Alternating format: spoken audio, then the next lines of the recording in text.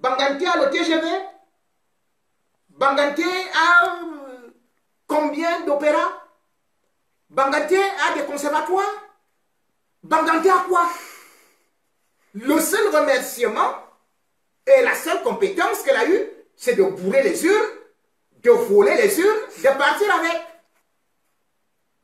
Après avoir eu à brandir Ségolène Royal comme un trophée, preuve du néocolonialisme, preuve du fait que c'est des gens qui sont même incapables de pouvoir rendre l'Afrique indépendante. Et c'est ça que vous appelez les ministres entrants, les ministres qu'il faut féliciter, les ministres qui travaillent. Allez voir ce qu'on appelle travailler dans une ville. Allez au Rwanda. Allez en île Maurice. Allez au Kenya. Allez au Ghana. Allez voir ce que ça veut dire être ministre ou ce que ça veut dire être maire. Vous me dites qu'elle sait travailler et tout et tout. Mais les ministres ne savent pas travailler, c'est une bande d'incompétents. La preuve, voilà une canne qui a été retirée. Mais personne n'a été sanctionné. Tout le monde a été promu. Et je peux déjà vous dire, c'est une certitude. Le Cameroun ne va pas organiser la CAN 2021. Puisque la logique dit que on ne change pas l'équipe qui gagne. Mais la logique dit aussi, on remplace l'équipe qui perd. Donc une équipe qui perd a été reconduite. Mais c'est extraordinaire ce qui se passe au Cameroun. Donc, ils ont échoué pour l'organisation de la CAN.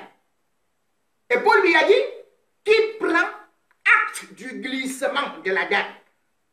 Mais ce glissement, voilà donc les Comores qui viennent de saisir le TAS, le tribunal arbitral du sport. Et ce tribunal arbitral du sport ne pourra pas laisser la CAF donner la CAN au Cameroun. Ce n'est pas possible. Et deuxième des choses, ça risque d'être beaucoup plus sérieux. Puisque les Comores posent leur requête sur le fait qu'il faut même disqualifier le Cameroun. Parce que les textes de la CAF que j'avais déjà eu à énumérer, c'est-à-dire que l'article 92 des statuts et règlements de la CAF dit que lorsque la CAF, le comité exécutif de la CAF, vous retire la CAN, vous êtes disqualifié pour cette compétition et pour les 2 prochaines éditions, plus une amende d'1 million. Mais c'est la loi.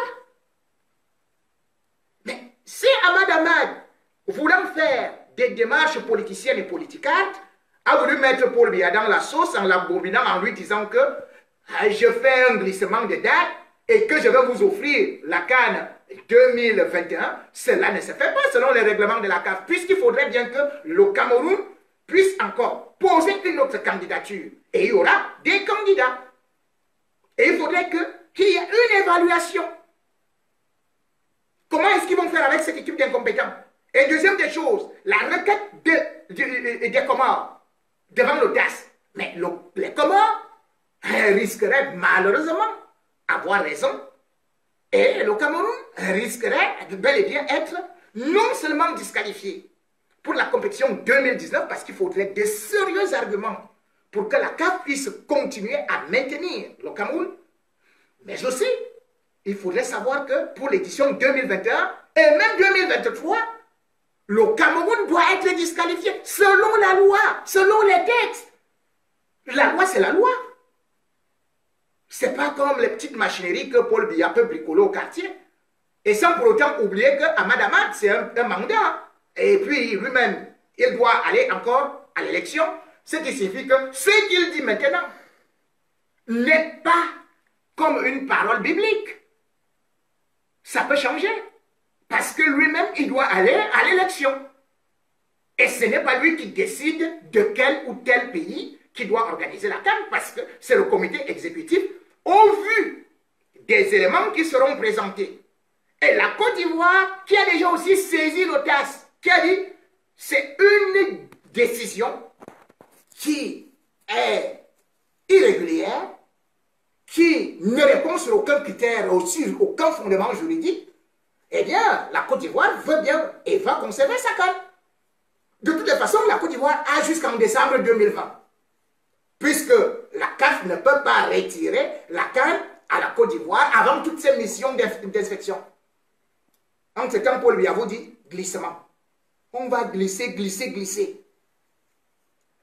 Jusqu'à la Guinée. Donc, quand vous voyez ces gens, la réalité, c'est qu'eux-mêmes ne croient plus. Vous voyez, ils entassent les ministres. Ils entassent les directeurs généraux. C'est quoi? C'est pour piller. C'est pour piller les caisses de l'État et s'en aller parce qu'ils savent que c'est la fin. Vous vous rendez compte? Un directeur d'une société au Cameroun touche plus que Donald Trump. Oui, Donald Trump, c'est 400 000 $ par an, le salaire. C'est-à-dire que c'est 18 millions par mois. Mais un ministre, pas même un ministre, un directeur, je vous prends. Le directeur de Tradex touche 30 millions par mois. Le directeur de la Sonara touche 25 millions par mois. C'était Talba Mala. Le directeur de la CNPS, la Caisse nationale de prévoyance sociale, qui est le neveu de Paul Biya, il touche 25 millions par mois. Je vous dis que le président des États-Unis touche 18 millions. Le pays le plus puissant du monde. Mais un directeur du Cameroun, lui, il touche plus que ça. Cela veut dire que les gars, ils sont en train de faire un braquage pour s'en aller. Parce que c'est la fin des temps. Il y a la guerre anglophone dans les deux régions anglophones. Il y a la guerre. La Damawa est actuellement totalement déstabilisée. L'Est est déstabilisé. L'extrême nord est déstabilisé. Mais il reste quoi? Ces gens sont comme des souris. C'est pour ça qu'ils se sont serrés. Parce qu'ils savent que le Cameroun est en train de couler comme le Titanic. Ils ne peuvent pas redresser le Cameroun. Il n'y aura jamais d'émergence en 2035. Un gouvernement qui veut l'émergence, première des choses, c'est d'abord les coupes budgétaires. C'est d'abord la réduction du train de vie de l'État. C'est la lutte contre la corruption avec la promotion de la bonne gouvernance. Mais là, c'est la promotion de l'individualisme, c'est la promotion du népotisme, c'est la corruption de la gabegie, c'est la promotion de l'inertie. Mais on va aller où avec ça? Parce qu'ils savent qu'aujourd'hui, ce Cameroun qu'ils ont mis à feu et à sang, en guerre, ce Cameroun est en train de péricliter. Ce Cameroun, on a demandé qu'il puisse négocier avec les séparatistes, mais ce régime a carrément refusé. Mais où allons-nous? Et je vous dis, attendons-nous, parce qu'il y a quelque chose qui vient d'arriver sur le plan de la géopolitique, avec l'arrivée des Américains au Gabon. Vous êtes au courant? Les panafricains et les Biamournais disent que c'est pour aller en République démocratique du Congo. Vous rêvez? Les Américains qui arrivent, les soldats américains qui sont arrivés, qui sont envoyés par Donald Trump actuellement au Gabon, 80 sont arrivés. Vous dites, oh non, ça ne nous concerne pas, c'est pour aller en République démocratique du Cameroun, République démocratique du Congo. Ça concerne toute l'Afrique centrale.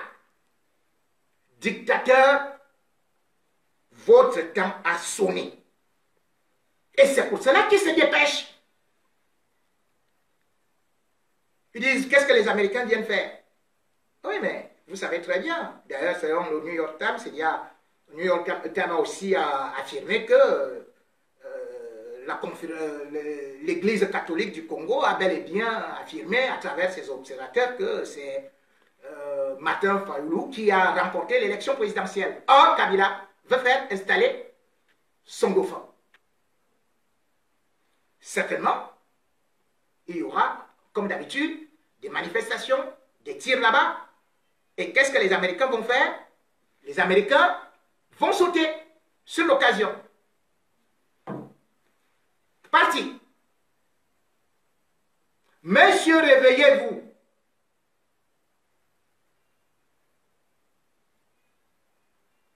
Ça ne va pas se passer comme ça. Que seulement c'est en RDC. Ça va nous atteindre. Je vais vous expliquer. Et ceux qui comprennent un peu la géopolitique peuvent aussi vous dire que c'est exactement comme ça que ça va procéder. C'est un premier contingent qui est arrivé. Ce premier contingent va sauter, bien évidemment, en RDC. Ils vont y rester longtemps. Et d'ailleurs, Donald Trump a bel et bien dit que quand ils viennent là, au Gabon, ce n'est pas pour partir demain ou après-demain. Donc après Kabila, c'est qui? Puisque Donald Trump a bel et bien demandé à Paul Biya de stabiliser les régions anglophones, il a demandé à Paul Biya de ne pas continuer à se représenter, mais il a continué à le faire. Donc la présence américaine actuellement au Gabon redessine la carte politique de l'Afrique centrale, où la France était installée, soutenait les dictateurs et pouvait renverser ceux qui ne pouvaient pas défendre ses intérêts n'importe comment. Puisque les accords de 1960 entre la France et les colonies ont fait de telle sorte que la France puisse avoir des bases militaires, une au Gabon, une à Dakar, une à Djibouti et l'autre à La Réunion. Mais celle du Gabon, ce n'était pas seulement pour le Gabon. Puisque depuis que cette base militaire a été installée en 1975, elle a dû intervenir combien de fois? Elle seule, alors qu'il n'y a qu'en tout et pour tout 450 militaires qui sont de façon permanente et tournent à 900 militaires selon le Quai d'Orsay. C'est le 6e bataillon français à l'étranger. Mais ils ont eu à intervenir dans 10 pays de la communauté des États de l'Afrique centrale, plus le Rwanda. Donc quand les Américains viennent au Gabon, c'est pour intervenir partout. Ils vont intervenir. Vous voulez savoir, c'est comme ça que l'armée française s'est installée au Gabon et ils interviennent partout. La première fois qu'ils ont eu à intervenir, je crois que c'était en 1964, lorsqu'ils ont eu à réinstaller Léomba comme président du Gabon, alors qu'il a été victime d'un putsch. C'est-à-dire que la France est venue pour installer ses présidents, pour les soutenir, et en même temps, ceux qui ne sont pas d'accord avec la France les a dégagés. Depuis 1964 jusqu'à seulement 2013, la France a eu à intervenir combien de fois? 41 fois. Je ne compte pas les interventions de leurs mercenaires qu'on appelait Bob Denard pour renverser les chefs d'État. Et quand on dit aujourd'hui, pourquoi est-ce que les Américains vont intervenir en République démocratique du Congo, mais la France a dû intervenir plusieurs fois en République démocratique du Congo pour sauver Mobutu en 97. C'est la France qui a sauvé Mobutu en 97 lorsqu'il y a eu la révolution du Chaba. C'était une rébellion. C'est l'armée française qui a eu à intervenir. En 98, ils ont appelé quoi? Ils ont appelé Opération Léopard pour aller sauver encore Mobutu lorsqu'il y a eu les rebelles katangais. Donc chaque fois, c'est la France qui sauvait Mobutu. Au Tchad, c'était la même chose. De 68 à 72. Mais la France n'a fait que, entre Félix Maloum, entre Tel, Ngoukouni Wedey et Sénabré, a été soutenu par la France contre Ngoukouni Wedey. Et même Idriss Déby qui est là. Mais c'est l'armée française qui chaque fois l'a installé, l'a sauvé. Ils n'ont pas eu besoin de plusieurs effectifs. Hein. Mais au Togo, qui est parti intervenir là-bas pour Nyansibé et Adema? C'est la France qui a envoyé seulement 150 parachutistes. Hein. Ils ont débarqué là-bas, ils ont sauvé, alors que Nyansibé était déjà mal barré. Donc chaque fois qu'on a voulu déstabiliser un dictateur africain, la France a eu à intervenir. Mais chaque fois qu'un dictateur africain n'a plus arrangé, la France l'a balayé. Par exemple, vous connaissez le cas Bokassa.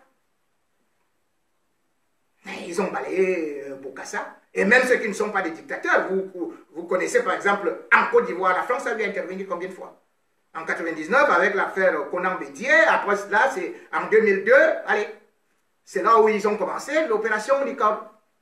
Opération Licorne, 2004, allez hop, ils ont bombardé les aéronefs de l'armée ivoirienne, de Laurent Gbagbo, parce qu'ils voulaient déjà que Laurent Gbagbo parte. Et ils ont réussi à le faire. Puisque par la suite, ils vont installer Ouattara, c'est l'armée française qui va le faire, qui va installer Ouattara. Donc, c'est comme ça. En envoyant, ils ont envoyé 4000 hommes, en disant que c'était des hommes qui devaient jouer interface entre les rebelles et l'armée régulière. Mais la suite, on la connaît. Quand on essaie de regarder, que ce soit en Libye et tout, l'armée française a eu un rôle prépondérant. Et maintenant, Donald Trump dit, il est temps que j'arrive en Afrique. Et ce n'est pas maintenant que l'armée américaine est là. Il faut savoir que c'est un problème, une carte géopolitique qui a été tracée depuis au moins une dizaine d'années, voire une quinzaine d'années, et qu'aujourd'hui, Donald Trump ne fait que suivre, puisqu'il y a des intérêts énormes en Afrique. Et les gens, vous croyez que c'est 80 militaires seulement américains qui arrivent?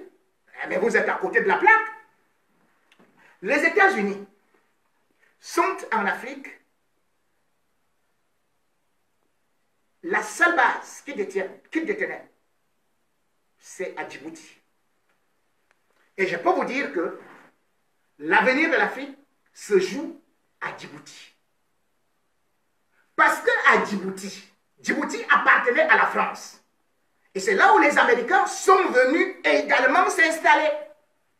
Parce que pour la petite histoire, comme il y a beaucoup de professeurs de géopolitique en Afrique, sur les plateaux télé, mais n'expliquent jamais aux Africains ce qui se passe réellement contre eux ou pour eux. Je peux vous dire, il y a les zones d'intérêt. Il n'y a que deux zones d'intérêt. L'armée américaine est arrivée à Djibouti il y a seulement une dizaine d'années. Mais c'est la France qui était là-bas en 1862. Et la France a installé sa base militaire à Djibouti en 1962, c'est-à-dire un siècle après. Djibouti est pourtant devenu indépendant en 1977. Mais c'est là-bas où il y a le plus gros contingent de l'armée française, c'est-à-dire le 5e bataillon. Ce n'est pas le Bima qu'on vous présente là en Afrique centrale. Hein. C'est-à-dire que les renforts qui viennent souvent, ça vient de Djibouti, où il y a 1700 éléments.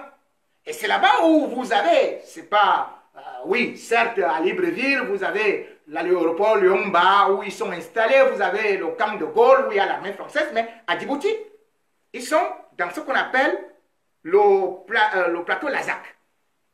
Là-bas, il y a les chars, il y a les canons, il y a 8 Mirages, il y a 7 hélicoptères, il y a 8 avions Mirage 2000.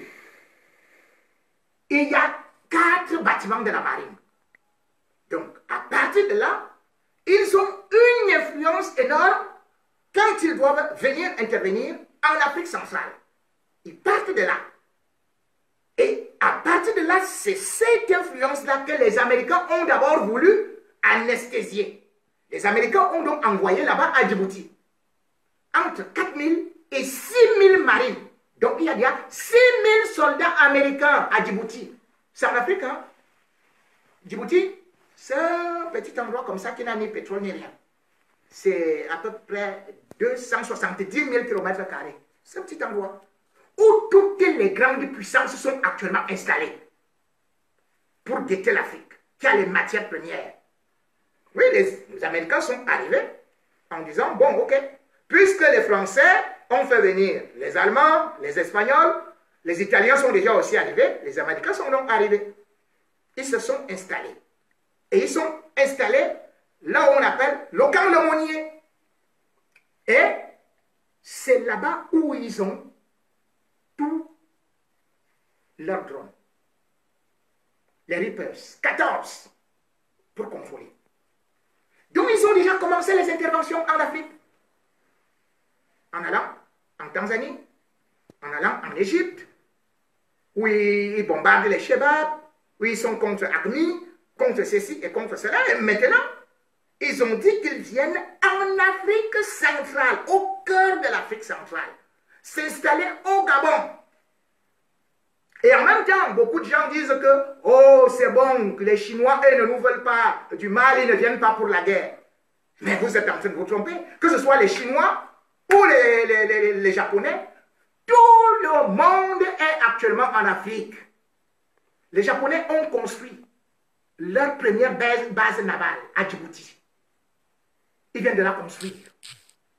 Il y a seulement, c'était en 2011, qu'ils ont construit une base navale. Les Chinois sont arrivés, ont déjà construit leur base militaire à Djibouti. Ils ont lancé la construction en 2016 à Djibouti. Et même les Russes sont venus à Djibouti pour tenter, mais ils ont été refoulés par les Américains en 2015. Mais ils veulent repartir. Entre-temps, les Chinois ont déjà acheté presque tout le port de Djibouti. Et c'est là où passent et les armes et 4 millions de barils de pétrole africain. C'est le 4e endroit, le plus important du monde, où passe le pétrole. Donc maintenant, quand ils viennent en Afrique centrale, c'est pour contrer encore la France. Puisqu'aujourd'hui, la France, les Américains ont chassé pratiquement la France à Djibouti. La France n'a presque plus d'influence. Total, qui était à Djibouti, a été obligé de déménager, puisque Total a été condamné dans un procès pour pollution en 2014. Et Air France, qui était aussi à Djibouti, a presque déménagé. Même pas presque, ils ont déménagé, ils ont maintenant une seule desserte par semaine. Pour vous dire que je vous amène à Djibouti avant de vous ramener en Afrique centrale. Cela veut dire que les Américains ont commencé à prendre la partie la plus importante. Cette fois-ci, ils viennent donc en Afrique centrale pour rebattre les cartes politiques. Et ce n'est pas la France ou Omar Bongo ou Ali Bongo, ou plutôt Ali Bongo, qui peuvent empêcher quoi que ce soit.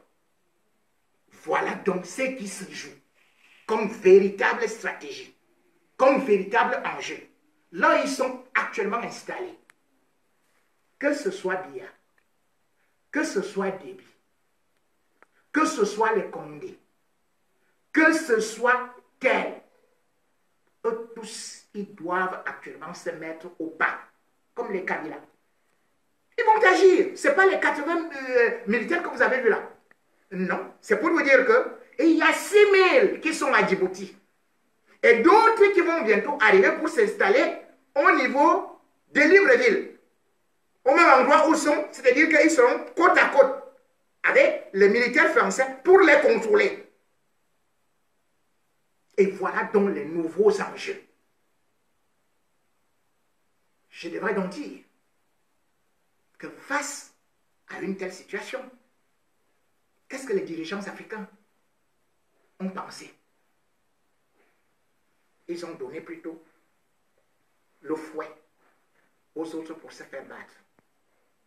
Si nous n'avions pas organisé nos propres guerres, si nous n'avions pas organisé nos propres déstabilisations, est-ce que les Américains, est-ce que les autres puissances seraient en train de venir intervenir dans nos conflits?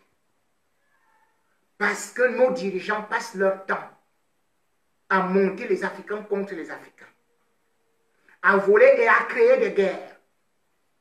C'est par là que naissent le terrorisme, que naissent les rébellions. Et c'est par cette occasion que les grandes puissances profitent pour venir s'installer en disant que c'est la lutte contre le terrorisme. Et quand il y a lutte contre le terrorisme, en même temps qui doit payer, c'est le continent africain. Et quand on dit continent africain, c'est vous, c'est moi, c'est nos enfants, pour des générations et des générations. Nous croyons être libres. On nous a donné des indépendances. Mais nous ne sommes plus indépendants. Nous sommes désormais donc sous contrôle. Nous sommes surveillés. Le gendarme du monde est déjà arrivé. Donald Trump ne rigole pas et ça va tarder. Donc, à une certaine période, lorsqu'un continent, lui, est incapable de pouvoir s'auto-alimenter, peut-il se défendre? Nous n'avons rien. Nous n'avons pas d'armée.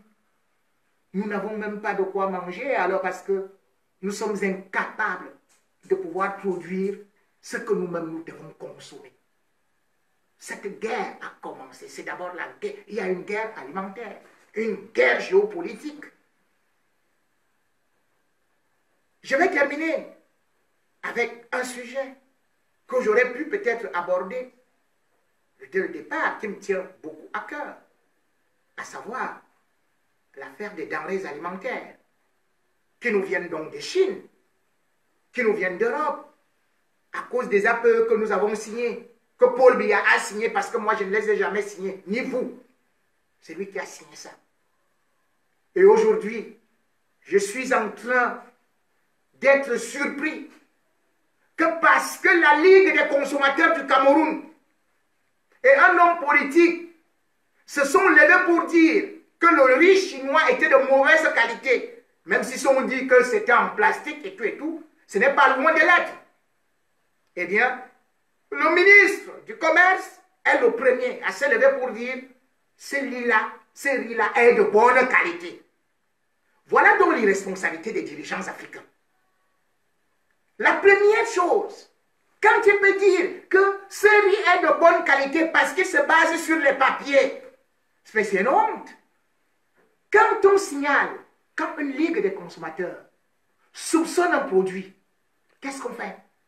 Le ministre lui-même demande au procureur de la République une intervention. Le procureur de la République serait parti à cet endroit saisir les stocks de riz pour que les services d'hygiène, les analyses de laboratoire puissent être faits et qu'on détermine si ce riz est de bonne qualité. Puisqu'il y a bien, tout le monde le sait, il y a des riz qui peuvent être reformulés d'une certaine façon. Et d'ailleurs, vous, ceux qui sont en France, connaissent la lutte de Beauvais et de tous ceux qui ont toujours combattu les OGM. Pourquoi est-ce que les Chinois ne vendent pas le riz qu'ils cultivent au Cameroun aux Camerounais? Pourquoi est-ce qu'ils prennent ça pour aller avec chez eux et revenir avec le riz de chez eux pour donner aux Camerounais? Je vois des intellectuels qui disent on ne peut pas fabriquer le riz avec du plastique et tout. C'est bien beau de le dire, mais il y a d'autres substances qui peuvent y aller. On peut fabriquer y compris du poisson et tout. On peut le nourrir d'une certaine façon.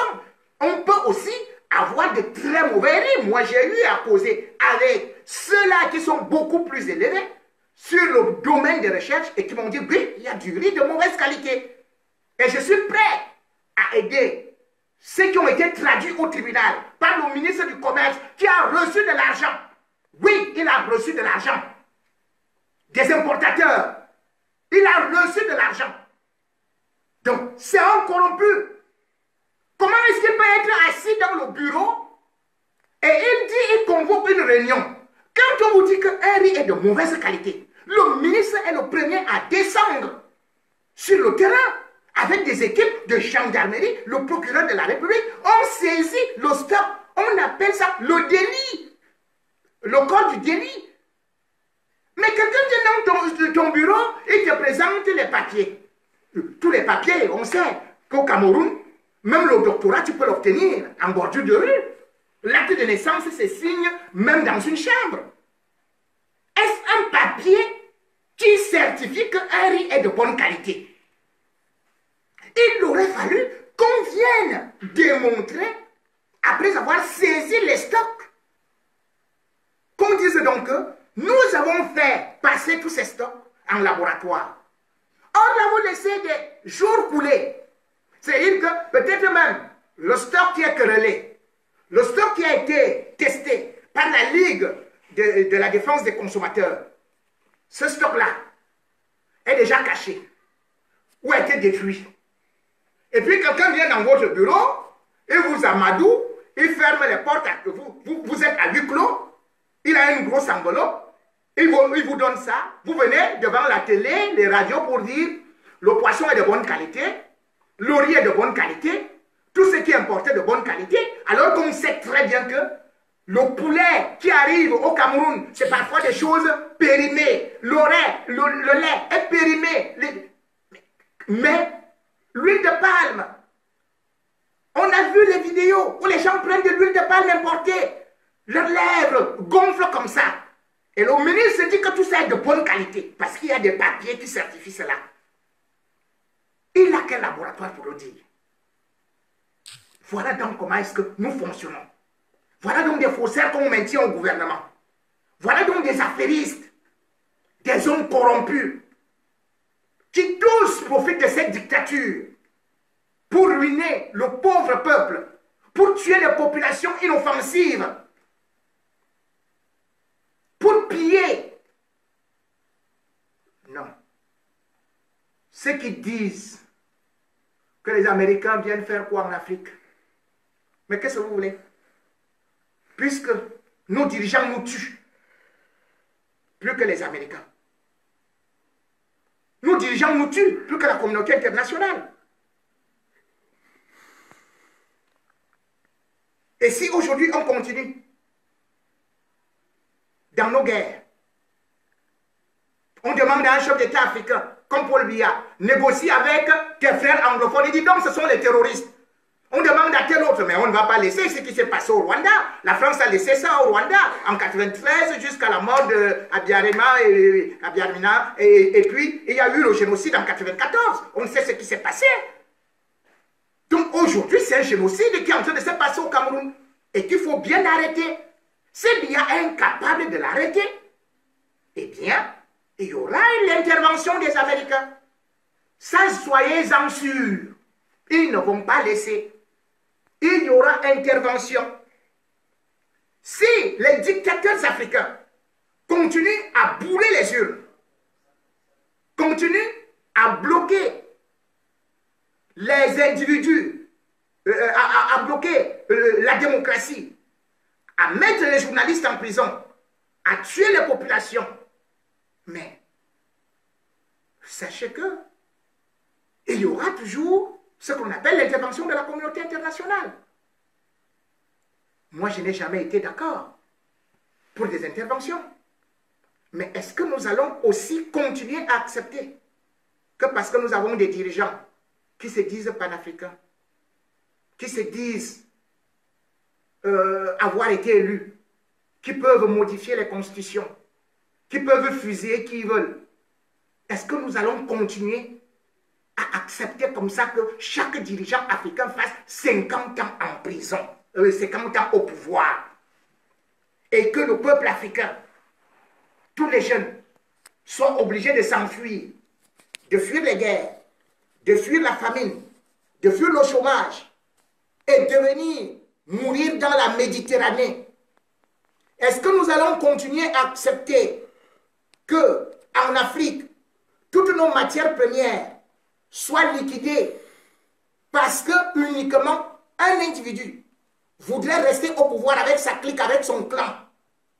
Est-ce que nous allons continuer à accepter que nos dirigeants pillent, volent, viennent cacher leur argent en Suisse, dans les banques de France, partout dans le monde et dans les paradis fiscaux, et qu'on nous dise que c'est normal qu'ils le fassent parce que si jamais quelqu'un d'autre parle, on va le bombarder, on va le tuer? Est-ce que nous allons continuer à accepter que Kabila, qui le 18 janvier 2018 a envoyé ses militaires aller fusiller des innocents qui faisaient une marche pacifique, la marche des laïcs, avec juste les armes de la paix en main, des chapelets et la Bible? Il demande qu'on aille tirer sur eux, qu'on tue les bébés, qu'on aille dans une maternité, mettre les bombes lacrymogènes. Et vous demandez que la communauté internationale ne doit jamais intervenir. Est-ce que nous allons accepter que les mêmes individus, lorsqu'il y a une manifestation, fassent sortir l'armée, qui se mettent à tuer, à tirer à balles réelles, et en toute innocence, et en toute impunité? Non, nous ne pouvons plus continuer à l'accepter. Donald Trump, le 20 septembre 2017, avait déjà lancé un avertissement aux dirigeants africains devant les Nations Unies. Il avait dit, je cite, « Les oppresseurs ne sont pas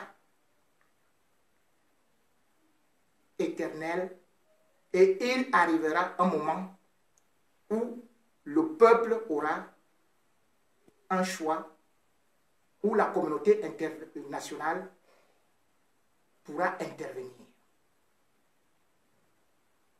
Il a dit, il est en train de le faire. Merci de m'avoir écouté, malgré quelques aléas. À bientôt.